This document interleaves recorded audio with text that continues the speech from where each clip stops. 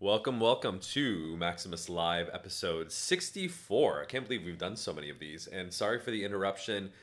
We skipped the last week or two due to travel schedules and fundraising, but we are back to our regularly scheduled time Thursday at 6 o'clock, and it's so good to revisit members of our community, and thank you for everyone who's joining us right now on Zoom. I know we have a couple members of our community that are waiting to do Q&A. Thank you for everyone who's joining us on Twitter Spaces, YouTube Live. Actually, got to unmute myself on Twitter Live. Give me 1 second. There you go. And Instagram. Shout out to PWP Now, SF Massage, Abraham Posadas, Werner, Ross Ruggiero, and Invest Martion. The folks who are on Instagram, if you want to type in any questions that you have, I'm happy to answer any and all questions. Same thing with the YouTube folks. The folks who are on Twitter Spaces and Zoom, you can obviously do our audio call and ask any questions live. I always like the dialogue more because then we can get a little friendly back and forth. So for those of you who are new to Maximus Live, this is our kind of call-in radio show. It's kind of like Dr. Drew's Love Line. You can ask anything and everything about health and performance optimization, from diet, exercise, sleep, focus, and even relationships, my favorite topic. I'm a licensed clinical psychologist and psychiatry professor. I work with a variety of clientele, although these days I mostly work with CEOs and VCs on health and performance optimization. And obviously I'm the CEO of Maximus, in which we do health coaching and pharmacological optimization of hormones like testosterone for men. So you can check us out at maximistribe.com. We will safely and effectively increase your testosterone, usually 1.5 to 2.5 times your baseline levels. So it's an incredibly effective protocol. And check us out, maximistribe.com. So every week we like to start out with a weekly unpopular opinion that usually touches on some social zeitgeist. And this week's unpopular opinion is that Elon Musk's takeover Twitter is the best thing that has happened for American democracy recently. And it is a kind of a controversial opinion. I guess it depends on where you lie on the political spectrum and the woke versus based spectrum. But the criticism of the takeover of Elon Musk's takeover of Twitter is that I actually listened to Twitter Spaces, and there was a lot of concern about the effect of hate speech. They're saying, oh, well, if you're a free speech advocate, then you basically allow for hate speech to propagate across the platform. And I actually think it's a very, very dangerous argument, because what constitutes hate speech? Now, there's clear hate speech in terms of where you're clearly discriminating or expressing hatred against a minority group or a particular protected group, where it's kind of like the Supreme Court case against pornography. The Supreme Court justice famously said, it's hard to define exactly what pornography is, but you sure know it when you see it. And I think it's the same thing with hate speech.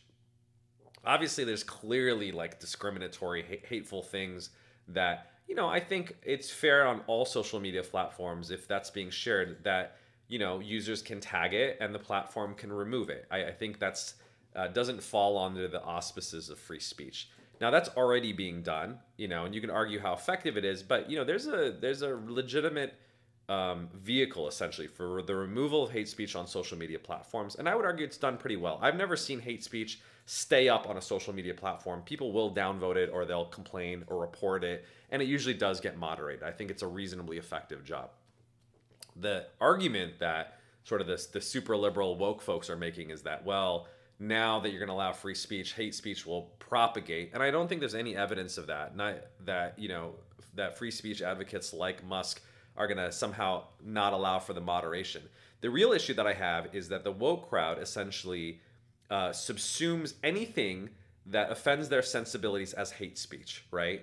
So if you say, for instance, that men and women are not equal in every dimension, that now constitutes hate speech. And now, is that really true? Like if we say, for instance, that men have more upper body strength than women and thus have a competitive advantage in strength sports, which is a scientifically accurate fact, that may be that may be an unpopular thing to say, but it's not hate speech, right? And I think that's the real danger, is that when you make the argument, like nobody will say I'm pro hate speech, but the real question is, like I said, how do you define it? And it's very easy to say something that offends my sensibilities, and that's the problem there. What is offensive is entirely subjective. And so we can't use offensiveness as the determinant of what constitutes hate speech. And unfortunately, I think the radical left woke crowd uses that as justification to say, oh no, we shouldn't have a takeover of Twitter. We shouldn't be advocating for free speech because we need to protect marginalized groups from hate speech.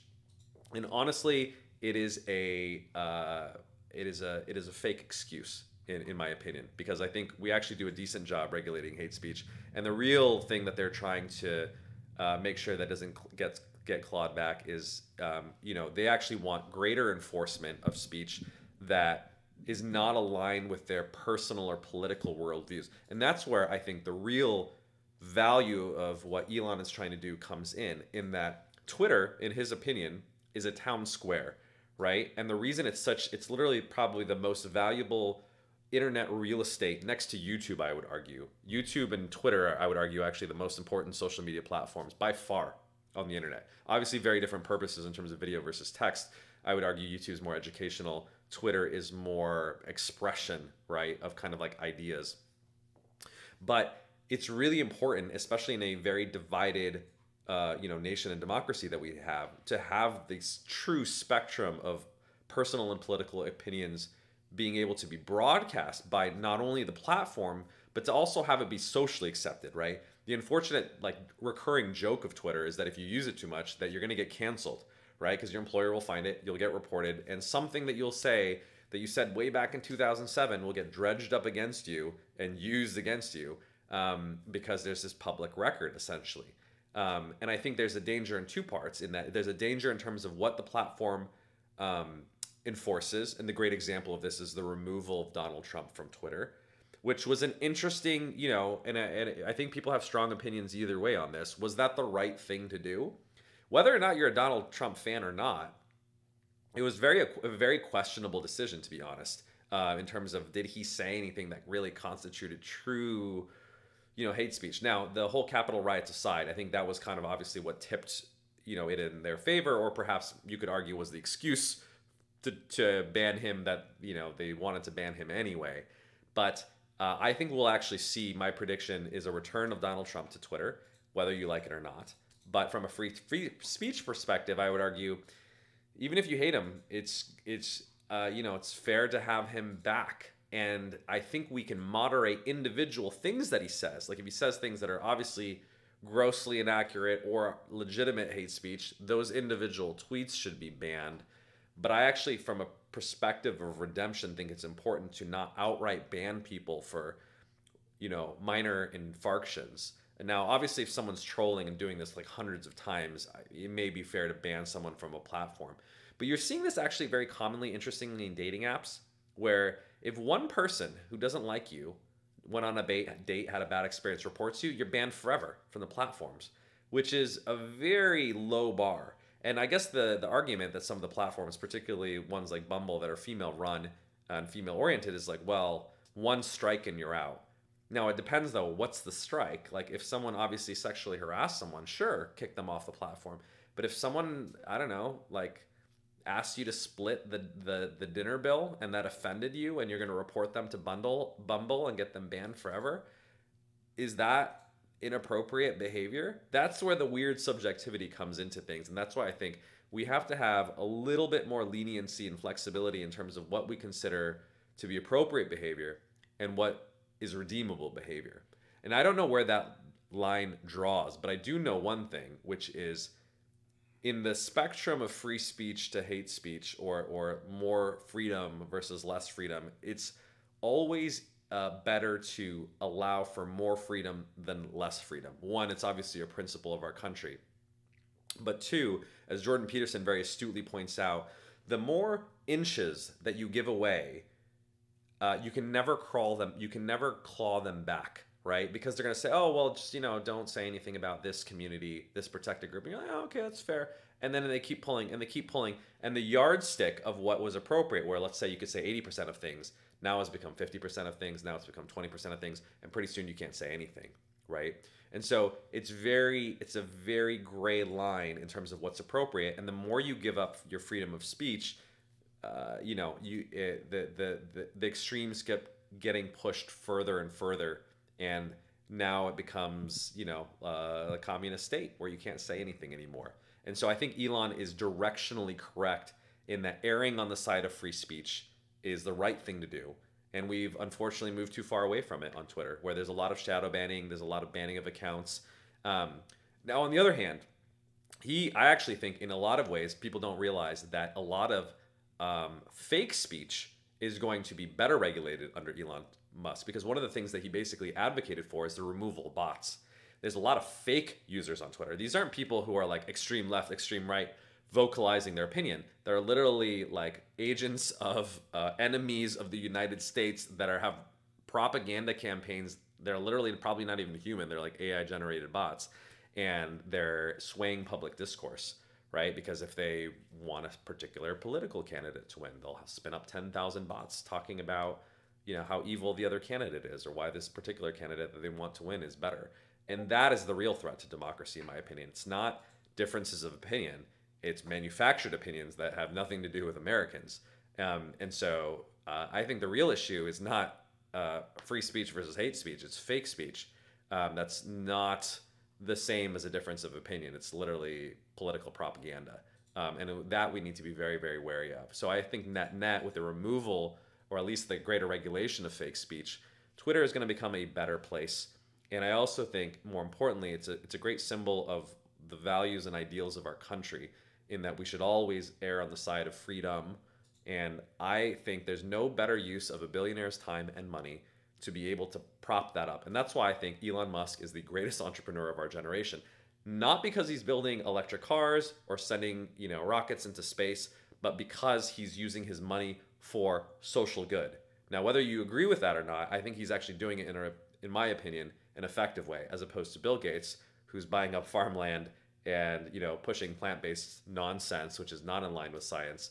And I think they're the interesting, almost like prodigal son antithesis of how do you be a socially positive billionaire versus a socially negative billionaire.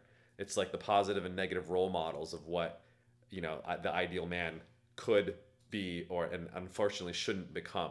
And so cheers to you, Elon Musk. I'm very supportive of the Twitter buyout, and I'm also, on this note, returning my old Twitter account, which was shadow banned, Dr. Cam RX, that has 18,000 followers, because hopefully we will be able to regain followers. It was actually blocked from getting any new followers, and will continue to express such unpopular opinions, hopefully with greater freedom and ease. So that's my 2 cents on the Twitter acquisition. I think it's going to be fantastic for America, and I think we're doing the right thing.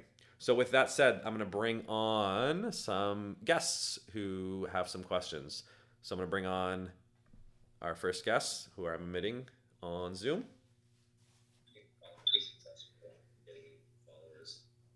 Hey there.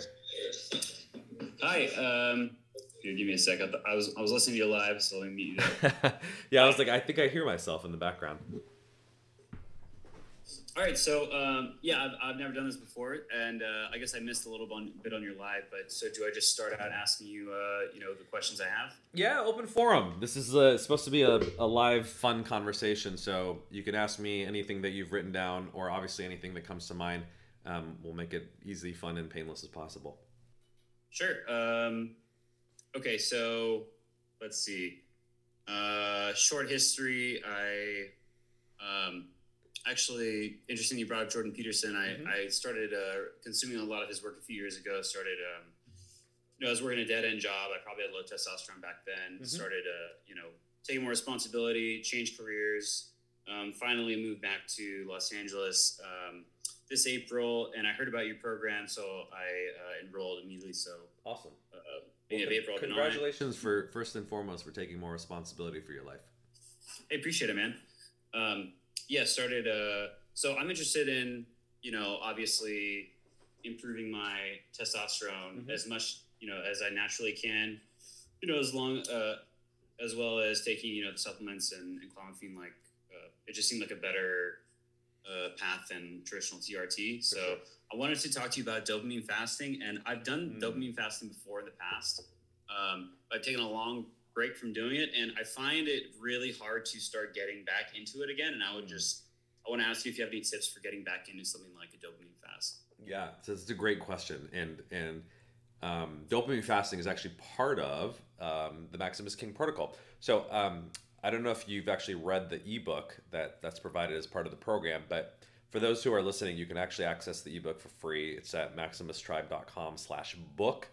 And there's a section on dopamine fasting. It essentially summarizes the article that I wrote on Medium and LinkedIn that went viral like 2 years ago on dopamine fasting. So for those who are not familiar, dopamine fasting is basically my evidence-based protocol for managing addictive behaviors, and particularly behaviors that are related to problematic internet use, because we all sort of overuse social media. And also a lot of people, gaming and pornography in particular, are problematic for men. So the idea behind dopamine fasting is to not engage in abstinence. It's very hard to not use the internet, and that's probably not socially practical these days, but to schedule times that are restricted and time bound in which you use it, which I call dopamine feasting, and then obviously try to restrain from it from other times by, like, using the downtime feature in iPhone, in which social media is blocked. And so that you're dopamine fasting, so to speak, and engaging in alternative behaviors that are more aligned with your values. So that's kind of the gist of dopamine fasting. You said you've done it before, so I was curious, when you did it in the past, what were you dopamine fasting from? How were you doing it, and how did you find it? Well, it was like a combination of a bunch of new things I was trying when I got like super motivated. I was reading 12 Rules for Life, and I got like it was like a lot of things at once. One, I got on a keto diet and I lost a lot of weight, which was great. And then I looked into dopamine fasting, and it was more like I was trying all these new concepts, and they were working really well. And it just like upped I think my general day-to-day happiness was like these new ideas that I figured out. But trying to like do all that again, right. Like I'm back on a keto diet, doing really well on that, and actually like fasting the first half of every day, and working out a lot. That's working out. But getting back into dopamine fasting, I don't have the same motivation. So what were you doing the first time around when you did the dopamine fasting? It was like 2 years ago, I'd say. And what was what were you abstaining from? Let's see. It was probably went along with the keto diet. It was like fast foods, carbohydrates, pornography. What else? Just like bingey behaviors. I felt like a lot of my behaviors were like a set of things leading up to like certain crashes, and that could be food, it could be pornography, it could be, other sort of, I don't know. Makes sense. Okay, so it's kind of things that for you in particular were hard to kind of abstain from because they had that addictive quality. And when you were doing it 2 years ago, were you doing it in any sort of regimented way? Meaning, like, would you only like allow yourself, for instance, to binge on the food on the weekends or a certain time period, or how did you try to structure it? Yeah, basically it was Monday through Friday. I was hardcore on food fasting, and then keto, and then Saturday and Sunday I could eat basically whatever I wanted. And then pornography only on Mondays. And then there's like some other, I haven't thought about it in a while. There were some other things I was doing, I can't really remember. Okay, well, I think that's the first great step is it's not that the behaviors themselves are intrinsically evil or inappropriate. It's the degree, obviously, to which you use it and the excessiveness of it that can lead to opportunity cost, right? I always say things like, for instance, even pornography. It's not actually as bad, I actually think, if you put the social and moral stuff aside. Just from a psychological and physiological perspective, not intrinsically bad. It's really the overuse of it that becomes problematic for people. So I think it's very analogous to something we say in pharmacology, which I love to say is the dose is the poison, right? Like a little bit of baby aspirin may actually increase your longevity. If you have a whole bottle of it, may kill you, right? So it's the same thing with pornography, or any other, quite frankly, addictive behavior. We know, for instance, like really, really small amounts of alcohol, probably net neutral, if not potentially a hormetic effect. Obviously, anything more than a drink or two, just cancer causing, right? So I think it's the same thing with any of these behaviors. You want to limit it to certain days. And I like the regimen that you had before, which is like Monday through Friday, be strict, dopamine fast on the weekends, or same thing with like, computer use, maybe Mondays only or certain times only. So it sounds like that worked for you in the past. I'm curious, in your efforts to restart dopamine fasting now, have you set a schedule for yourself? I guess I haven't really. On diet, is probably diet. I'm doing very well, although sometimes I crash midweek. But I'm still in like my third or fourth week into it. Yeah. So tell me about that. I actually want to dig in a little bit there. You said you crash when? Sometimes like in the middle of the week. Sometimes I can't take it till the weekend. And what do you think makes it hard? Is it just like the Wednesday hump? Are you tired? Are you like what's the trigger that makes it hard to keep it up? Yeah, I guess so. A little more context. For about 9 months, I moved back in with my folks to try to really make a career swap happen. Sure. I went to like a coding boot camp, and now I have a great job, and been saving money, and I just moved back this month. Congrats. But thank you. But I was working like 16-hour days, like training myself up for this new career. Yeah. So I'm used to an extremely sedentary lifestyle, sitting at a desk. I was living in the mountains with my dad. Yeah. No gym, no nothing. So it's just like, it's a lot. I'm used to, and I was living in the middle of nowhere, so it was kind of hard to restrict your diet. Yeah. So you're limited to like a few things I had in the house. So sure. I'm just used to all these habits, and getting back into the strictness of what I was actually used to a year ago is just very difficult. I have a lot more body fat, and I think I just have all these cravings, and yeah, it's getting better. Yeah. But. Okay, so to kind of summarize that, you're not in that environment anymore, right? You have your own place. Okay, so right now, what's tripping you up in terms of like adhering to the diet, or you're just really good?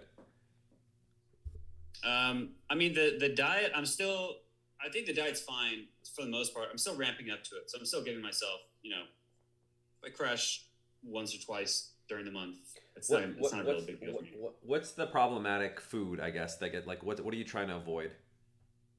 I guess when I crash hard, and when I do my cheat meals, I eat like a fat person. It's like fast food. It's like get like large fry and like this thing from, I don't know, Jack in the Box, and then also I get onion rings on top. Like I truly binge. Go all and out. So probably when was the last time that happened? Crashing hardcore, that's probably fueling the like midweek addictions. Makes sense. When was the last time that happened, let's say? Let's see. Probably last week. Okay. Do you remember how you were feeling before that happened? Were you like super hungry, angry, lonely, tired, or stressed? Definitely stressed. My job's really stressful. And I think I'm a bit lonely because I've been isolated, because I lived in the mountains for like 9 months and literally just like didn't see anybody. And I'm hanging out with my friends here, but I think just like my baseline level is just a little bit, I'm still, ramping up to my usual like homeostasis in terms of all my relationships and all that. Totally. Well, I mean, you're not alone. I think a lot of people, especially during the quarantine, move back in with their parents. That's its own stressor, in my opinion. As nice as it has to have social connection. But I think you've done something really important, which is you've identified two particular triggers for your binge eating, and we should call it binge eating because that's exactly what you're describing, which is work-related stress and social isolation / loneliness, right? So that's actually really powerful, right? Because now you've basically tapped into some psychological insight, and you literally, as Aristotle said, know thyself better. So that's really, really important, and I would actually argue is one of the key elements of the value of therapy is to understand, what are the triggers between your thoughts and feelings and your behaviors, right? And we often don't have insight. You're just like, oh, in the middle of the week, I binge, but why? That's the real question. And so one of the first things that you do in fact therapy is you do what's called self-monitoring. And I'm kind of verbally walking through this process with you, which is like, okay, let's go back. What was going through your mind? What were you feeling in your body? What was triggering it? And now, hopefully you have greater self-awareness of like, okay, when the work stress gets too high or I start feeling a little too alone, that's when I'm at very high risk for wanting to numb or avoid those emotions. And your preferred way, at least one of two ways, is binge eating. We'll focus on that for the time being. So I think that's really useful in that you need to almost watch yourself, right? In almost a little bit of a mindful way. And when you start noticing that your work related stress gets a little too high because you're working too much, or maybe you're getting a little too frustrated, or you're getting a little too isolated, that's before it gets too bad, because it's hard to control yourself when you're really stressed, you're really feeling bad. It's very hard to exhibit willpower control. But here's a maybe a more useful analogy. Let's say your stress on a Sunday is pretty low because you're not working, right? It's 3 out of 10. Monday comes around, 5 out of 10. Shit, start of the work week.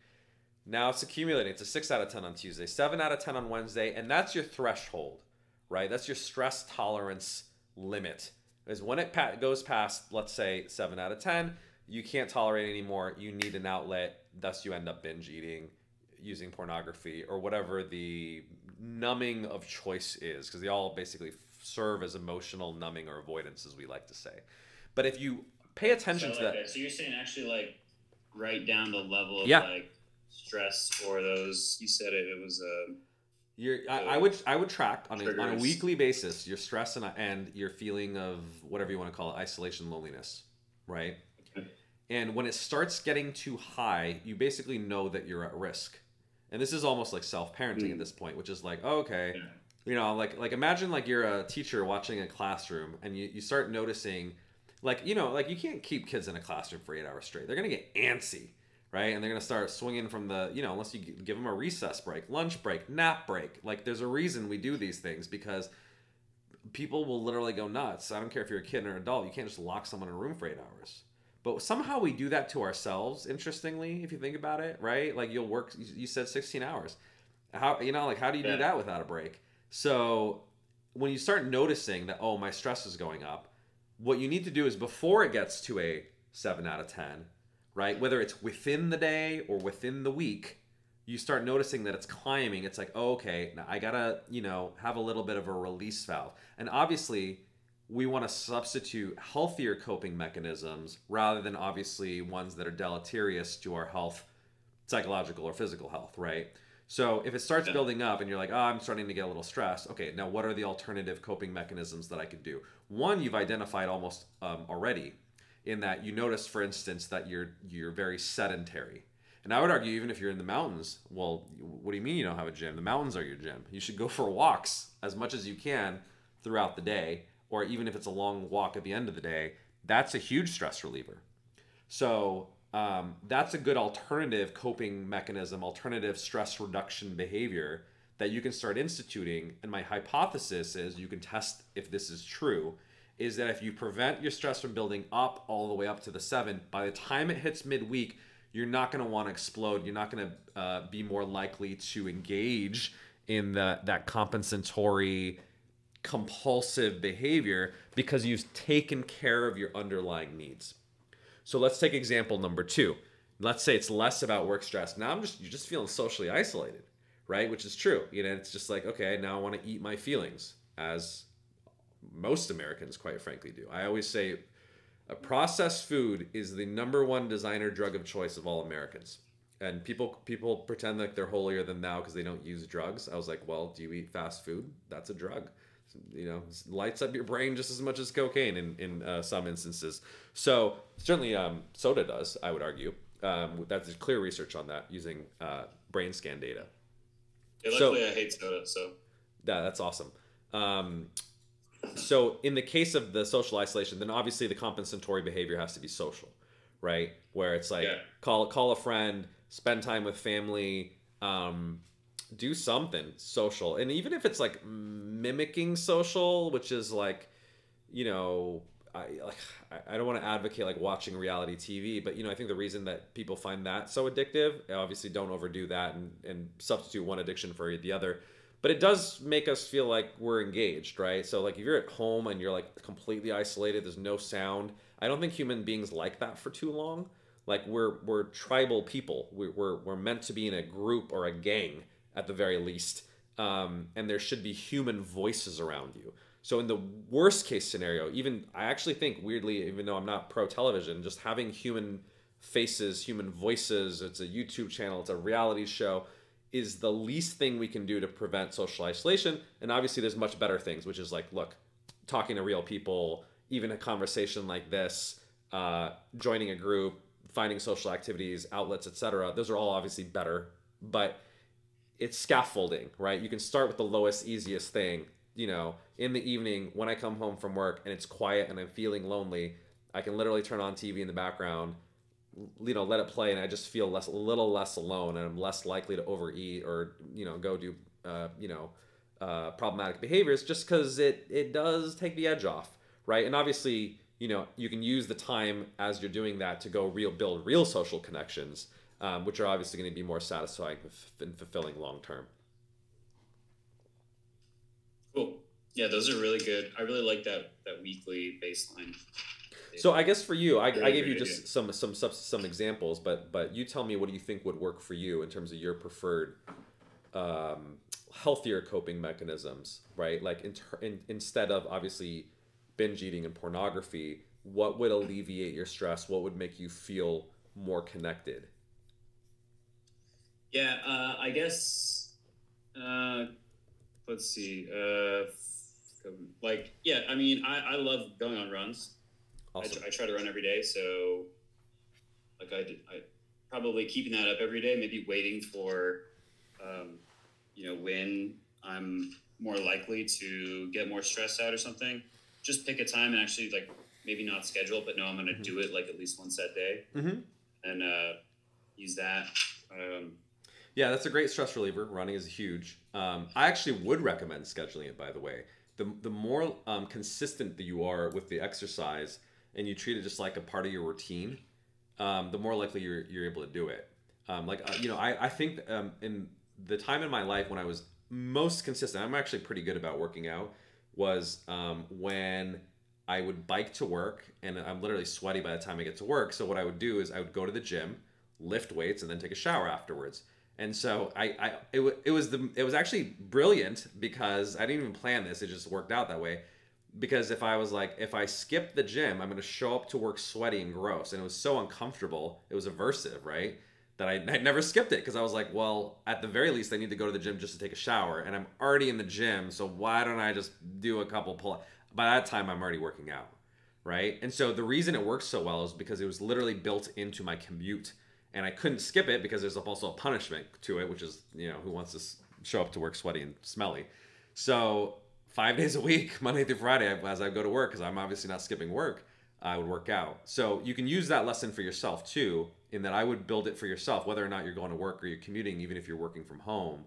Make it part of your routine. First thing in the morning, preferred time in the evening, if you're doing strength training, whatever it is.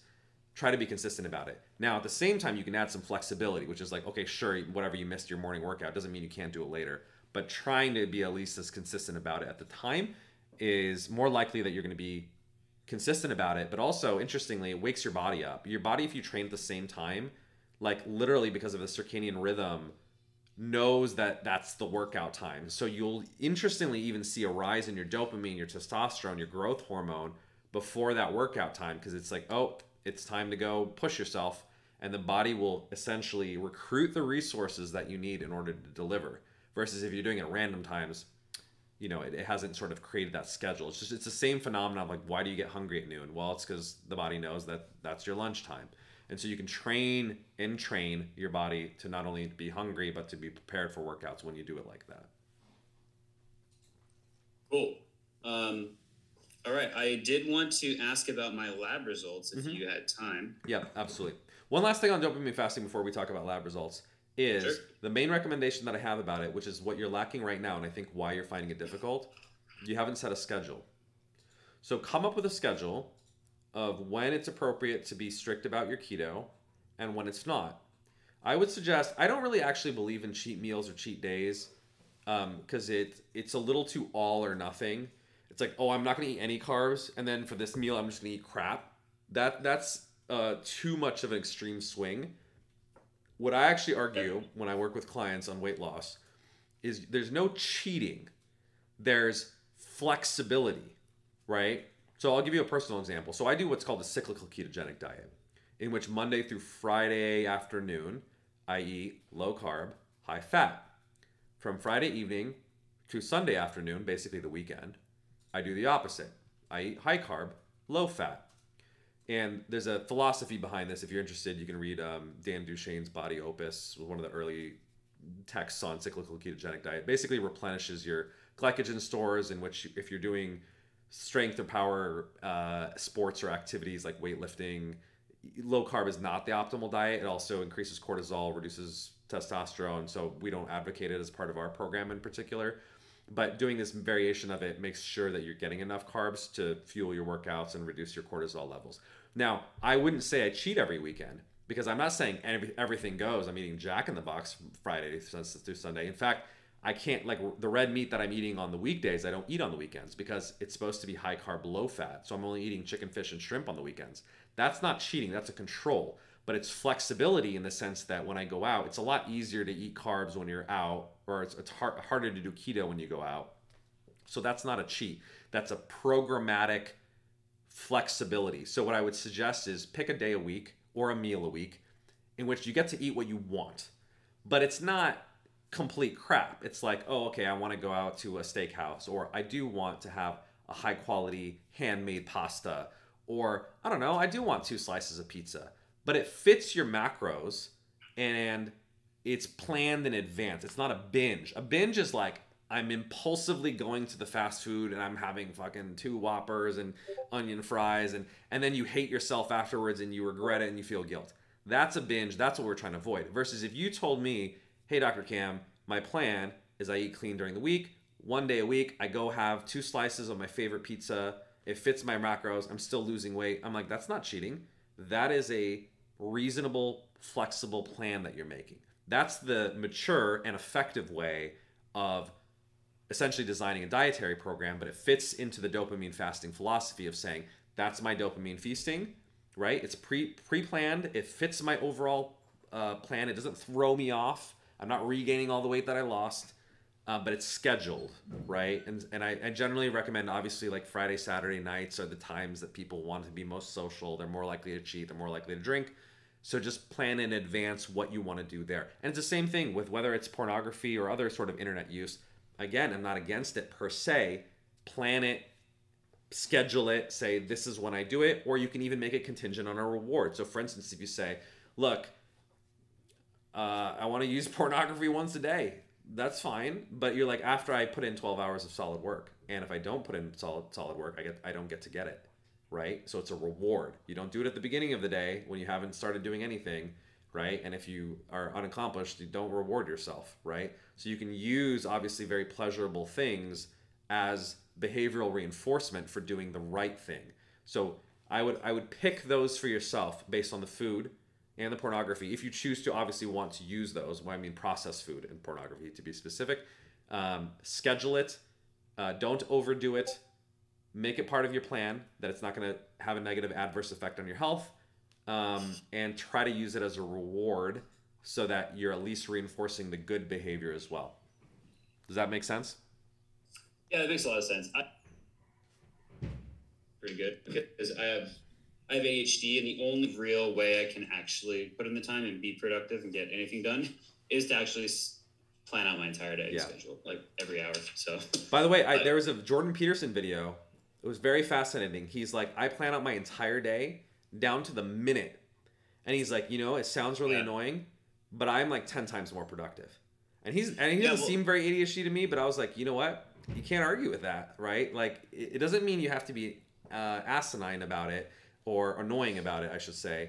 I think there's flexibility. He says he has a few videos on how to actually plan your day. He's like, and I'm just agreeing with you. He's like, yeah, people are scared to have a schedule, but he's like, Well, just plan out the day and the schedule in which, you would, that would make you happy. Like if this was a productive day, if I did X, Y, and Z today. And he's like, you can build up to having a good schedule too. Like, just set really small goals. And one small goal can be like, I cleaned this room today, or I cleaned my house today. And that's something that's easy that you can do that'll, you can schedule, it'll take 30 minutes and you can give yourself that win. And then you can build up your daily, goals and wins throughout the day. And then, after a month or two of doing it, you have a really cool, like intense schedule, but it's like a satisfying one. So, the biggest mistake people make is they sit down and they're like, oh, I'm gonna work 12 hours today. And I was like, that's your schedule. You work 2 hours a day. Now your schedule's you're gonna work 12. I was like, it's never gonna succeed, and you're gonna be miserable. And so it doesn't work. I always tell clients, work up to those goals. Yeah, it has to be an 80% plus likelihood of success. If you don't feel like an 8 out of 10 confidence that you're gonna execute on that goal, I don't even allow them to set it. I'm like, it's too ambitious. It's better that you pick a less ambitious goal, you crush it. We can always increase the number of hours or whatever it is that you want to do, but you don't want to fail, and you don't want to fail repeatedly, because that's when people give up and quit. So I think it's great advice, and thank you for sharing that for our listeners. Let's talk about your labs. Okay, cool. So let me go. I had a screenshot of it here. Okay, so my testosterone, and this is baseline. I haven't got my second test because I'm less than 30 days on it, but 743 testosterone, and I'm 32, by the way. SHBG, there were two values that were high and low. SHBG is 53, which is on the high side. So meaning a lot of my testosterone is like not bioavailable or whatever. The ratio is 0.5 to T to SHBG, so a little bit on the low side. And then my LH is 4.8, which seems fine. And I know SHGB, you don't really like. I've done research on the Discord and your past videos, and you say, it's just that's probably going to go up, or it's going to fluctuate with your testosterone, but the main goal should be to get the testosterone levels up. But I just wanted to get your opinion, and this goes into another question I had. Like, I know you're against a lot of the supplements. I've stopped taking like my multivitamin that I take, but I wanted to see if you had any recommendations on, on like I am taking zinc and folate and B12. I want to know if you recommend any brands in general for like a B12 complex, or if you recommend either boron, zinc, folate, vitamin C, any of those things. And that'll go along with, how can I lower my SHBG naturally and get the ratio of T to SHBG, a little better. Yeah. So just to make sure I got your numbers right, your total testosterone was 743. Your SHBG was 53. Yeah. Okay. So this is what I always tell people. I think free testosterone is more important than total testosterone, and the way that people should think about it is. So is that number free or is it total? That is your total. Okay. And you can always tell because total is like usually between like 200 and 1,000, and so anything that's like in the hundreds, multiple hundreds, is definitely total testosterone. If the lab report doesn't say it's always total testosterone, it's only free if it says it's free. The direct measurement, it doesn't say either. It just says testosterone. It says testosterone. Yeah. So if it just says testosterone, assume it's total. Free testosterone is usually not measured directly because it's most of the time inaccurate. Actually, the old assays of free testosterone are not very accurate. They're not very reliable. In fact, I think one of our advisors used to make a joke that it was called like free wrong T was what they used to call the Quest and LabCorp free testosterone measurement. There is a new assay now called the equilibrium dialysis that is more accurate. You have to specify it though when you go to LabCorp and a Quest. I think they now use it as the default when you measure free testosterone. The problem though is like both of them use totally different scales. They're hard to interpret. Like the LabCorp one's like between 8 and 25, and the Quest one's between like 50 and 150, and so they're kind of wonky. So as a result of that, what was that metric you were saying? These are the reference ranges in terms of what's normal, but you can't compare them because if you go to a different lab, they have different reference ranges. So we don't measure free testosterone directly. What we do instead is we calculate free testosterone using something called the Vermeulen equation, which there's a lot of research that shows it's pretty accurately associated with the equilibrium dialysis or gold standard measure of free testosterone, but you don't need to add another marker. You basically just need to know three things: your SHBG, your total testosterone, and the other binding protein, which is called albumin. Now, in this case, we don't measure it because it doesn't vary too much between people, actually. Your albumin, yours and mine is probably the same. So it's usually just assumed that it's 4.3. So if you go to any free testosterone calculator online and you just input those three numbers, albumin 4.3, your SHBG is 53, your total testosterone is 743, you can calculate your free testosterone. So your free testosterone is 123 picograms per milliliter. So that's your free T, 123. And then in terms of like, well, what the hell does that mean? You can go to our website, MaximusTribe.com. And under the Learn section, there's a Testosterone 101 article. There's a little table there that you can see what, compared to 19 to 39-year-old healthy, young, non-obese males. So that's like the gold standard. I don't actually believe in, by the way, comparing yourself to your actual age, because let's say you're a 60-year-old man. The majority of 60-year-olds are obese and pre-diabetic. That is not what you should be comparing yourself to, especially if you're non-obese 60-year-old. You should be comparing yourself to what your testosterone should be. And by the way, testosterone does not need to decline with age. That's a really interesting thing. If you're a healthy, non-obese 60-year-old, your testosterone could actually be the same as when you were 30 years old. It tends to decline with age because we just get literally sicker. So that's why I don't believe in age reference samples. I think we should compare yourself to the ideal. So that aside, if you look at the table, basically the 50th percentile, so the median, is 134. Yours is 123. So you're slightly below there. I don't know. You're probably between the 40th and 50th percentile. So it's a solid level. It's not abnormal. I wouldn't consider it low. Generally, I consider stuff that's within a standard deviation to be relatively normal. So that would be like anything between 97 and 187. Most people are going to fall between those. If you're really below 97, I would say, your free test, or like 100, let's use a nice round number. Anything below 100-ish is, you definitely could use some work. Now, what about folks like you, where you're at 123? Do you absolutely need to increase your testosterone? No, at least not on the basis of your numbers. But that's why we always say we treat symptoms, not numbers. Who cares what the number is? Everyone is a little different in terms of, maybe you feel good at 123, maybe you feel a lot better at 200. So there's no number that's associated with like optimal feeling or optimal health. But given that it's slightly below average, there's obviously room for improvement, right? So if you look at the guy who's at the 95th percentile, right? Yeah. He's at 222. You're at 123. So he's like 100 points higher than you. It'll be really interesting to see, now that you're on the protocol, after 30 days, you'll retest.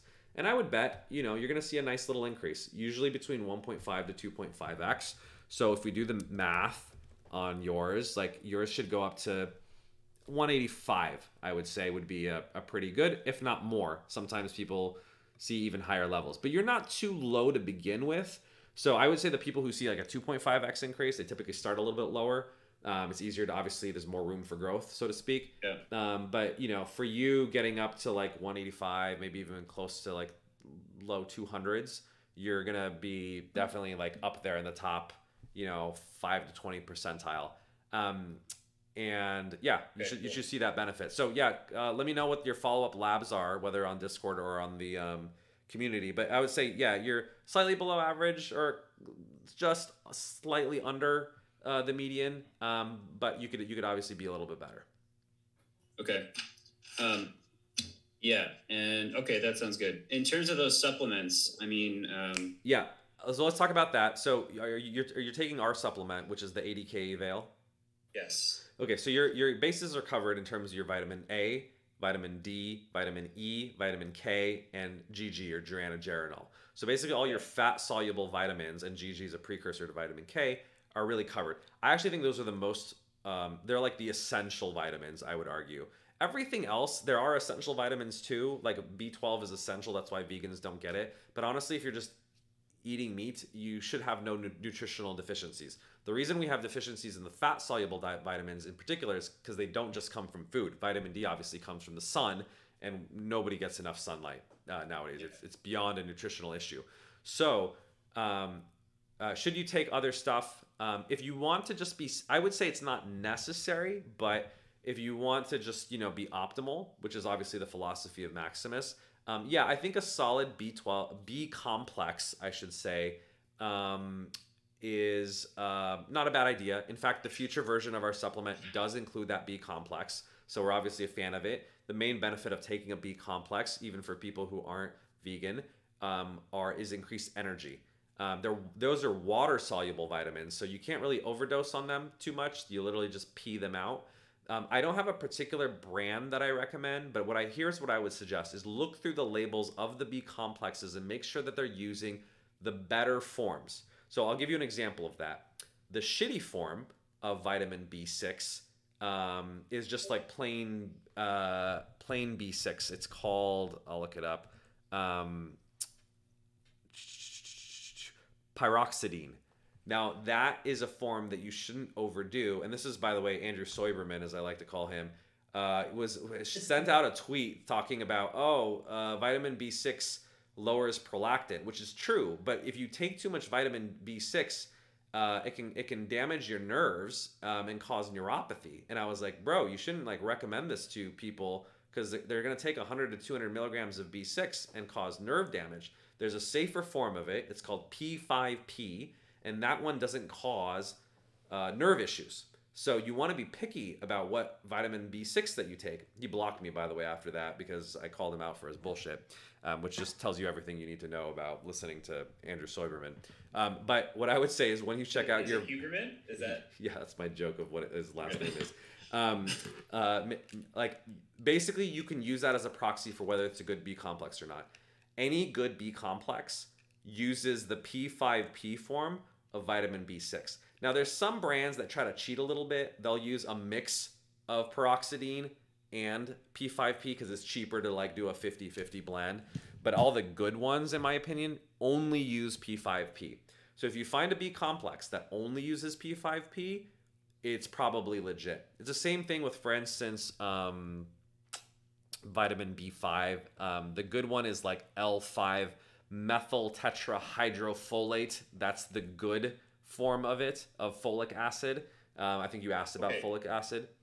Can you say it again? It's the acronym is 5-MTHF, which is methyl tetrahydrofolate. So that and the brand name of it is called Quatrafolic. So either of those, a 5-MTHF or brand name Quatrafolic, are better forms of folic acid. The better forms of the B complexes will use those. I will say in general, brands like Thorne are super high quality. Pure Encapsulations is very high quality. Integrative Nutrition, or I think it's called Integrative Nutrition or Integrative Therapeutics. They're basically all the brands that doctors use. So the ones that Designs for Health is another good brand. They sell directly to doctors. Doctors literally prescribe it to patients. We use, for instance, right now the Designs for Health 80K eval until we make our own version of it. But those are generally reliable brands. Like I said, I haven't looked at their B complexes in particular, but they're more likely to, use the good stuff. So as long as it's, look for two things. They're using the superior forms of the B vitamins, like the P5P, the L5 MTHF. The second thing is you do generally want to use a reputable brand, because even brands that claim that they're using the right stuff, you can never actually trust the purity of the dosages of it. There was a recent lab analysis of melatonin supplements, and they were all over the board. They were way underdosed, way overdosed. Nothing that was on the label was accurate in terms of when they actually tested it. So I don't trust. That's actually why I wanted to ask, because of that study. They said it could be anywhere between 20% of what they advertise to 2,000% of what they advertise. Yeah, so exactly. I'm well, I don't know. There's no way for the average person to trust whatever brand I'm looking at. Not really, unfortunately. And that's why it's stick to the stuff that you know. Swanson's actually has a good B complex as well. That's very reasonably priced. and does use the superior forms. Although I think they offer a couple different B complexes. If you look at their website, you can find the one that has like the P5P only. And what I like about Swanson's is they actually have like a lower and higher dosages of it. It's like literally like one is the dosage is cut in half. So if you just want to cover your bases, you don't need a lot of B complex, you can use that one. So yeah, I would say Thorne, Swanson's, Pure Encapsulations, Integrative Therapeutics, that's the term I was looking for, is good. Sometimes Life Extension is good. It depends on their individual products, but I generally kind of like them. Those are brands that I would kind of stick to. And design. I usually use Life Extension, but I mean, I stopped taking all my supplements when I started this. Yeah, and Designs for Health is very high quality. So I would say those are. I would put like all the brands that I mentioned. They're like top tier. If I had to pick a second tier, I would actually put Life Extension, Doctor's Best, Solar Ray, in like tier 2, in that they're probably good most of the time, but they're not usually like the best of the best, where like Thorne like is literally like NSP certified, like professional athletes can take it because they basically guarantee the purity of their stuff. It's not going to like mess up their drug test. It's definitely more expensive. It's very expensive. But you know, it's like, I don't know, you pay for what you get. I don't trust any vitamin D except for Thorne, to be honest, because vitamin D is same issue. I've literally taken generic forms of vitamin D on Amazon that are supposedly 10,000 IUs, didn't increase my vitamin D level on blood tests, and I was like, what the hell what's wrong with this, right? Take Thorne, it's, you know, properly formulated, and, you know, you pay for what you get, unfortunately. I did want to ask about the vitamin D. Would you recommend spacing it out or taking it all at once? Because I thought I saw a study a long time ago that said after about 5 or 6 hours, it doesn't matter how much you take, it will exit your body in about that amount of time. Is that true or not? It could be, but I do know that taking 10,000 at the same time will significantly increase your vitamin D levels. We have lots of blood work, right? Like people go from below 30, which is the deficient range, up to generally 50 plus, like usually in the 70s. Everyone's a little different. So no, it clearly works. You don't have to worry about not taking it all at once. Okay. So, I mean, it's this thing. It's the same thing with fat. Like, we tell everyone, take it with a little bit of fat, because there's like a study that shows like 16% better absorption when you take it with fat. Yes, if you're totally trying to optimize, but the thing is, it's such a high dose that even if you don't take it with fat, because it's already a soft gel anyway, you'll be fine. You know what I mean? So, don't over optimize. I'm fasting, so yeah. Just take it. So don't over optimize. Like, you can take it on an empty stomach. It's not going to kill you. It's not going to not work. It's just, we're talking about slight deviations in terms of, the pharmacokinetics and the potency. The more important thing that I would just tell people is like, look, consistency is king. Just make sure you take it all the time. And second, I actually also like taking it all at once in the morning, because for some people, the high dose of vitamins D and K are a little energizing, which is great because it gets you going in the morning. You don't want to take it sometimes in the afternoon, because some people, it messes with their sleep. So I actually don't recommend it, generally taking it in the afternoon, because for some percentage of people, it's a little too stimulating.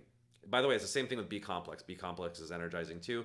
You want to generally take all of your stuff in the morning, just to keep it away from your sleep. Okay, cool.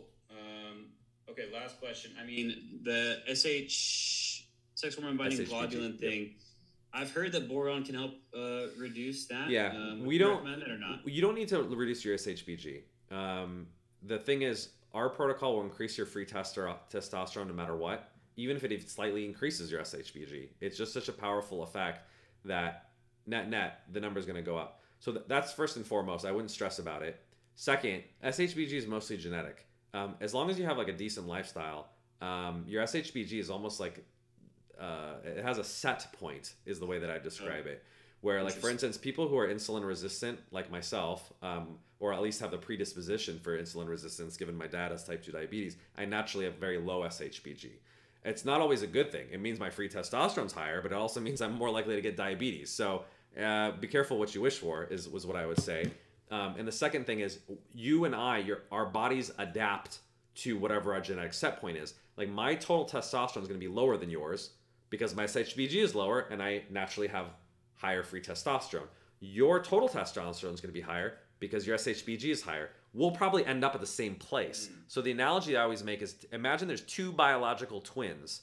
One has an SHBG of 20, the other has an SHBG of 40, right? The one with the 40 is going to have higher total testosterone than the guy who has 20, but they're going to have the same free testosterone. The body essentially overcompensates for your SHBG by producing more total testosterone. So you get used to that level. So the problem is, even if you could reduce it with boron or some other drugs, you might actually end up feeling a little wonky because you're not like me where I walk around with a 15 in my SHBG and everything else has kind of like adapted to it. It's your homeostasis, as you mentioned, versus if you mess with it too much, you might actually start to feel a little wonky. So our advisor, Dr. Shippen, is one of the experts who literally wrote the book, The Testosterone Syndrome, argues, don't mess with SHBG too much. Obviously there's lifestyle factors. Ironically, vitamin D is probably the best natural way, and you're already doing that in terms of making sure your SHBG isn't artificially inflated. But I wouldn't stress too much about SHBG. Your total testosterone's already, like you said, yours is in the 700s, right? Your body is taking care of it by just producing more testosterone to make sure that it's like getting through, so to speak, in terms of the free testosterone. And then second, the clomiphene will have a net effect anyway. So I wouldn't recommend boron, even though boron does show to reduce SHBG. It probably is a temporary effect. It may bounce back after a few weeks. And like I said, it may make you feel wonky anyway. A lot of guys, I've read sort of subjective reports on it, and they don't feel better when they take boron, despite the free testosterone increase. Because like I said, you're not used to that level of SHBG, and that seems to be a little bit more genetically determined. So focus on free T. Don't stress about SHBG. Just take your vitamin D, and you'll be good. Okay. Cool. This is all really interesting stuff. For sure. I know there's a lot of information. You had a lot of good questions, and I think they're also relevant to a lot of the people who are whether on our protocol or listening and interested. So thank you so much for that.